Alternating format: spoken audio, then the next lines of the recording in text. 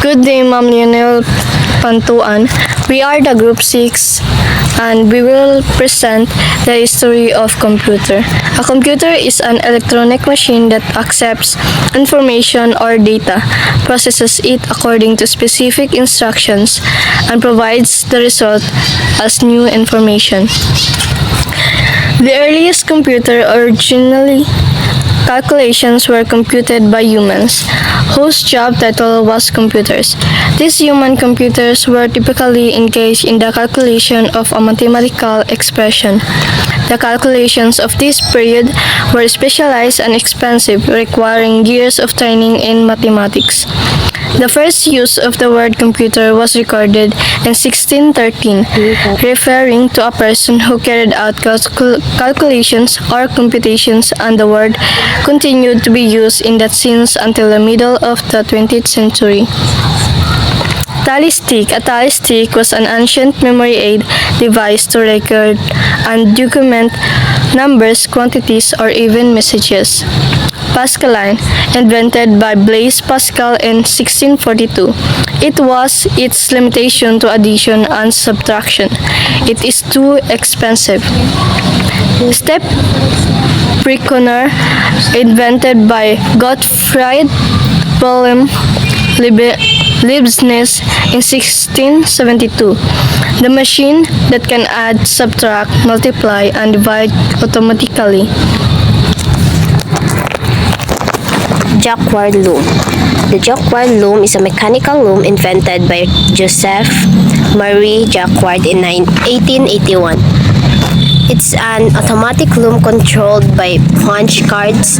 Joseph Marie Jacquard, or Jacquard loom and punch cards. History of computer. Arithmometer.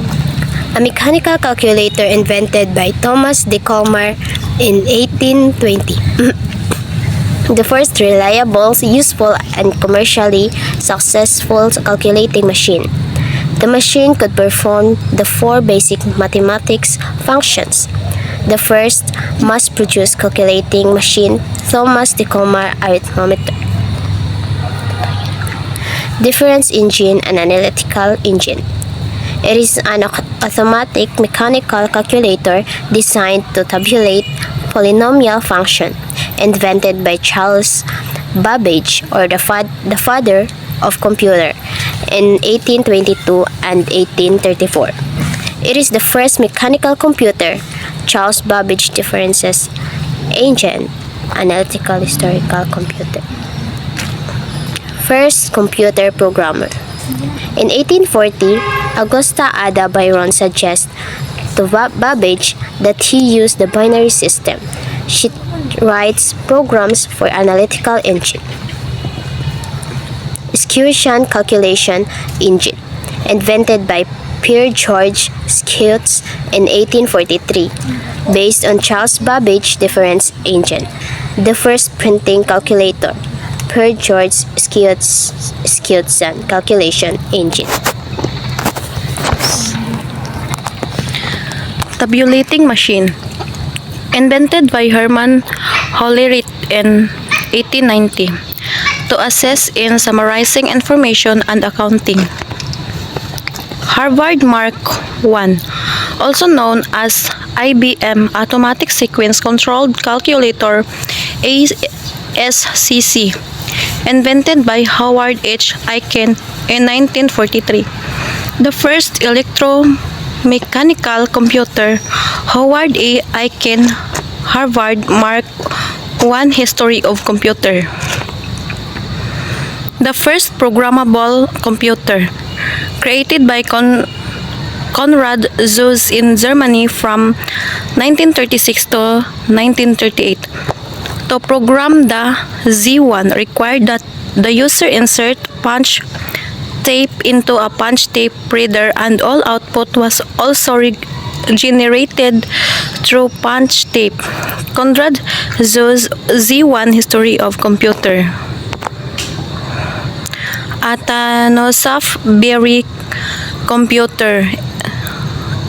It was the first electronic digital computing device invented by Professor John Atanosov and graduate student Clifford Berry at Iowa State University between 1939 and 1942.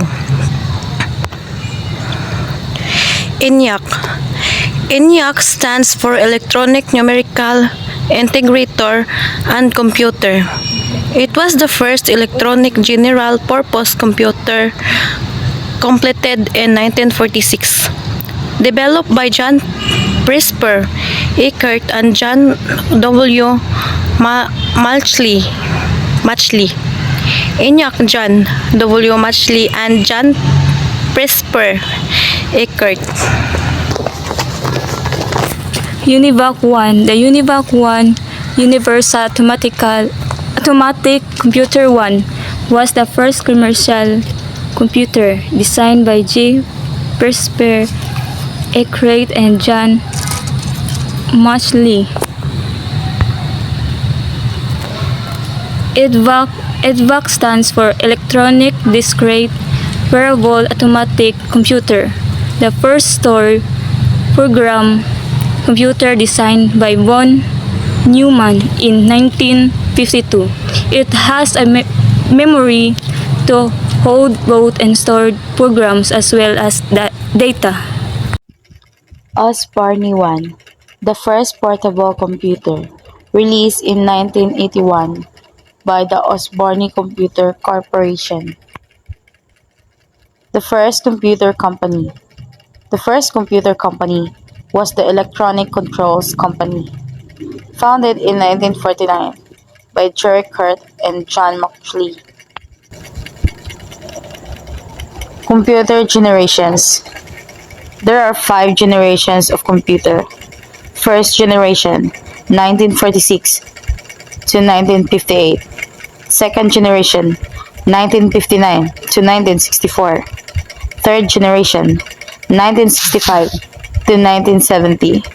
Fourth generation, 1970 to today. Fifth generation, today. The future history of computer. The first generation.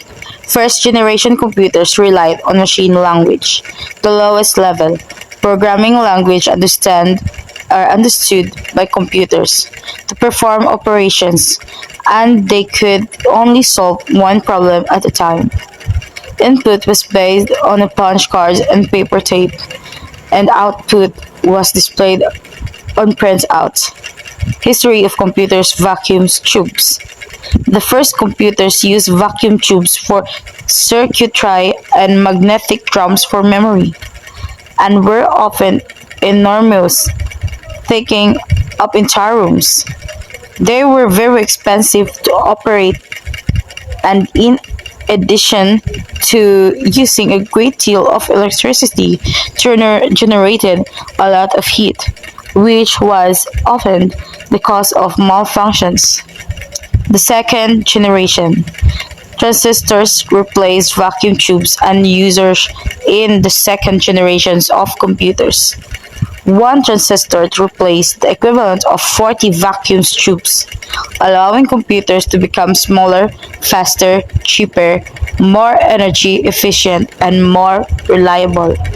It still generated a great deal of heat that can damage the computer. Second generation computers moved from cryptic binary machine language to symbolic or symbol languages, which allowed programmers to specify instructions in words. Second generation computers still relied on punched cards for input and printouts for output. These were also the first computers that stored their instructions in their memory, which moves from a magnetic drum to magnetic core technology. The third generation. The third generation is the development of integrated circuit was the hallmark of the third generations of computers. Transistors were miniaturized and placed on silicon chips called semiconductors, which drastically increased the speed of efficiency of computers. Much smaller and cheaper, compared to the second generation's computers. History of computer. It could carry out instructions in a billionth of a second. Users interacted with third generation's computers through keyboards and monitors, and, and interface with an operating system, which allowed the device to run many different applications at one time with a central program that monitored the memory. Computer for the first time become accessible to a mass audience because they were smaller and cheaper than their predecessors in integrated circuit. The fourth generation. The microprocessors brought the fourth generations to computers and or of computers, as a thousand of integrated circuits were built onto a single silicon chip. As these small computers become more powerful, they could be linked together to form networks, which eventually lead to the development of Internet. Fourth generation computers also saw the development of GUIs, the mouse, and handheld devices. History of computer microprocessor.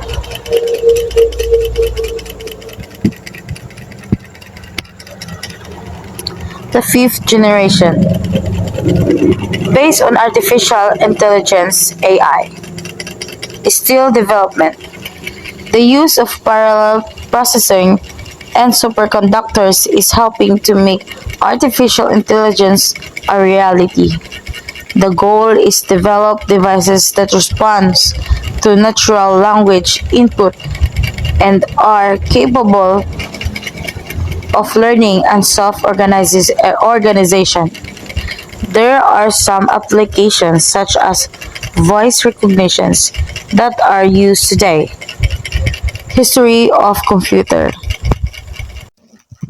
Again, we are group 6. Thanks for listening.